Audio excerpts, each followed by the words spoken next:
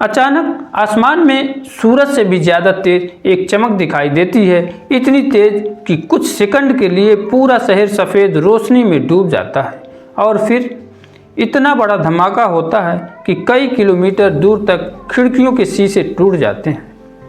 अगर किसी बड़े शहर पर न्यूक्लियर बम गिर जाए तो पहले 10 मिनट में क्या होगा, आज हम आपको बताएंगे मिनट दर मिनट क्या होता है। न्यूक्लियर बम गिरते ही सबसे पहले एक तेज फ्लैश दिखाई देता है। यह रोशनी इतनी तेज होती है कि अगर कोई सीधे उस तरफ देख ले तो उसकी आंखों को गंभीर नुकसान हो जाता है। 1945 में जब हिरोशिमा बॉम्बिंग हुआ था तो लोगों ने बताया था कि उन्हें लगा जैसे सूरज ज़मीन पर उतर आया हो। इसके कुछ ही सेकंड बाद एक विशाल विस्फोट होता है। इस विस्फोट की ताकत इतनी ज़्यादा होती है कि 3 से 5 किलोमीटर तक की इमारतें गिर जाती हैं, कुछ किलोमीटर तक बिल्डिंगों के शीशे टूट जाते हैं, कारें हवा में उड़ने लगती हैं, सड़कें टूट सकती हैं और हज़ारों लोग उसी समय घायल हो सकते हैं। विस्फोट के बाद एक शक्तिशाली हवा की दीवार निकलती है जिसे शॉक वेव कहते हैं। ये हवा 700 से 1000 किलोमीटर प्रति घंटे की रफ्तार से फैलती है। यह अपने रास्ते में आने वाली हर चीज़ को गिरा सकती है, पेड़, बिजली के खंभे, गाड़ियाँ और कई इमारतें। न्यूक्लियर विस्फोट के साथ भयानक गर्मी पैदा होती है। तापमान इतना ज़्यादा हो सकता है कि कई किलोमीटर दूर तक आग लग जाती है। इसी वजह से शहर में एक साथ हज़ारों जगह आग लग सकती है। जब इतनी बड़ी आग एक साथ फैलती है तो उसे फायर स्टॉर्म कहा जाता है। हिरोशिमा में पूरा शहर कुछ ही घंटों में आग की लपटों में घिर गया था। अब शुरू होता है न्यूक्लियर हमले का सबसे खतरनाक हिस्सा, रेडिएशन।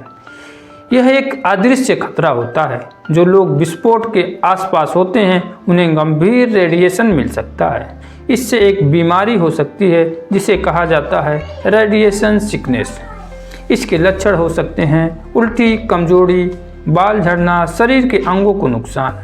अगर किसी बड़े शहर पर न्यूक्लियर हमला हो जाए तो पूरे देश में हड़कंप मच जाता है। फ़ोन नेटवर्क, इंटरनेट और बिजली सब प्रभावित हो जाते हैं।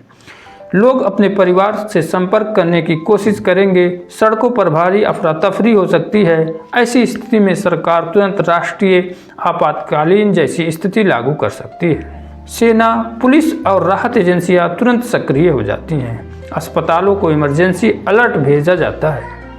देश की सेना आसमान और सीमाओं की निगरानी तेज कर देती है।